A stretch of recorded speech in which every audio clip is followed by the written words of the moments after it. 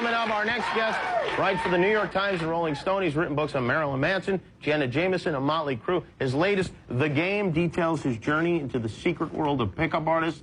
He knows how to do it, and he's here tonight to try to seduce me. Please say hello to Neil Strauss.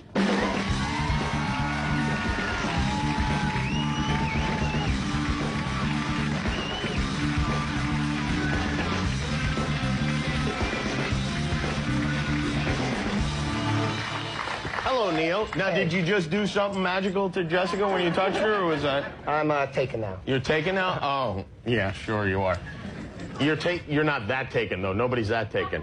I can say that's the best way You're to right. get a girl is to You know be what? available. Oh. You know what? That's the whole lesson of it, is guys are always begging and pleading and being too available. And the best way to get someone is to pretend like you don't want it. Right? Yeah. Is that right? Because everyone likes a challenge, men or women. You want to have to work for it, otherwise it has no value. I see. So you'd say, like, I think you're absolutely disgusting if you meet somebody. You know what, man? Sometimes it's better than a generic compliment. Really? So you are able... I read an article in which you, like, kind of, like, picked... you got Britney Spears' phone number, didn't you?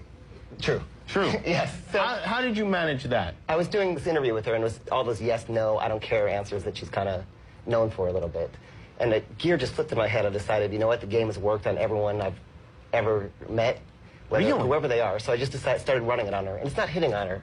It's showing you're interesting. It's, you know, being playful, teasing, and also, like, just being more interesting than everyone else out there. And so I started telling her about her body language. More interesting than Kevin Federline? I don't think so. That would be quite a challenge.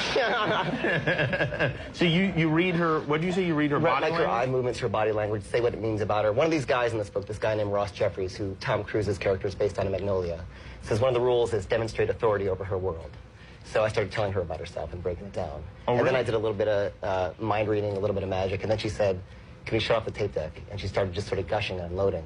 And at the end of the interview, she said, I'd like to exchange phone numbers. And that's when I realized that kind of worked. Now, you know, if she's at home right now, maybe nursing the baby, she's going, oh, that did not happen. Oh, I did not. So when it happened, I read her mind, and she ran. She looked in the mirror, and she was like, oh, my God, I can't believe I just did that. Oh, really? Yeah, it was the funniest thing I've ever seen. Well, and so how'd you get mixed up with these guys? I did some awesome things. Like I did a book on Motley Crue, and but I would sit around and I'd watch them having all the fun. I was the guy who didn't have a date in high school. And I figured for college, I decided to go to Vassar College because it's a girls' school. I figured my odds were better there. Yeah. Did you dress like a woman, like in Bosom Buddies? Yeah, exactly. Me and Tom Hanks. And still nothing. No girlfriend, no dates, nothing. Really? So I figured all was not lost. I'm going to be this rock writer, go on the road with Motley Crue, had that backstage pass around my neck where anything can happen in this world, right? Right. And Tommy Lee was the only person I kissed. Oh, you kissed Tommy Lee? No tongue. But after that, I figured, you know what? Some guys have it, some guys don't. And then I discovered these guys and kind of got taken under their wings. Why'd you kiss Tommy Lee, by the way? It sounds like you're going for like the wrong sex It was here. on the cheek. It was on the cheek, okay. So no action in the whole Motley Crue tour. You wrote a book about Jenna Jameson, the adult film star. Right. Nothing there? Nothing, really. Nothing there. And so you get in with these guys, the pickup artists. Right. And they teach you, what are, like, if you could give us, like, just a few, like, the broad strokes of how this works, what are they? God, so literally... Actually, could you try it on, Jessica, would you mind? I wouldn't try it on a talk show. I didn't learn talk show game. Oh, is there a different game? But here's the thing. Here's the thing. There's this idea that, you know, someone's beautiful, you got to hit on them or something. But in LA, everyone's beautiful. Everyone beautiful comes to LA to try and make it, right? So if you're beautiful, so what? You got lucky in the gene pool, right? So if I was to ask you to name 3 things about yourself that would make me want to get to know you better, and none of them can be about your looks or what you do, what would they be? I'm loyal. Right. Reliable. Right. And I said it can't be about her looks. and hardworking. That's awesome. Maybe we can hang out. No, but see, that's awesome. And the whole thing about this, and those are great qualities. The whole thing is guys are always trying to sell themselves to women. They're always trying to brag about themselves and say what they do for a living. And instead, you kind of got to flip the script, make someone who has absolutely no interest in you start selling themselves to you. And that's like one of the pieces. Wow. But thanks for playing along. Wow. Yeah. Did you feel like that was effective in a way? I felt like that's just what intelligent people that, I don't know, that talk to me do. They don't care so much about the physical, and they do actually look for more than that. And so whether it's a guy or a girl. That is true. The smart ones that that do go further than, hi, yeah, you're crazy. Yeah. You know, yeah, you have to look for more than that, because at the end of the day, it doesn't last forever. Like when I told you you had a Everybody cute gets top, that was like something. old. Oh, I like, thought right? you wanted to wear it. Oh. Like, I wasn't sure with that. Yeah, so she assumed I was gay. Does this work for gays, too? You know what? Some of the stuff, I have a friend who reviewed it for a magazine, and he said half the stuff would work. There's this idea of negs, the playful backhanded insults. Oh. Those he said would be very effective. And it's all basic human nature. The idea that one guy, a guy named Mystery, taught me something called cat string theory. Now, does he go up to the women and say, hi, my name's Mystery? He does. And that worked for him? Well, that sounds like one of Michael Jackson's friends. Exactly.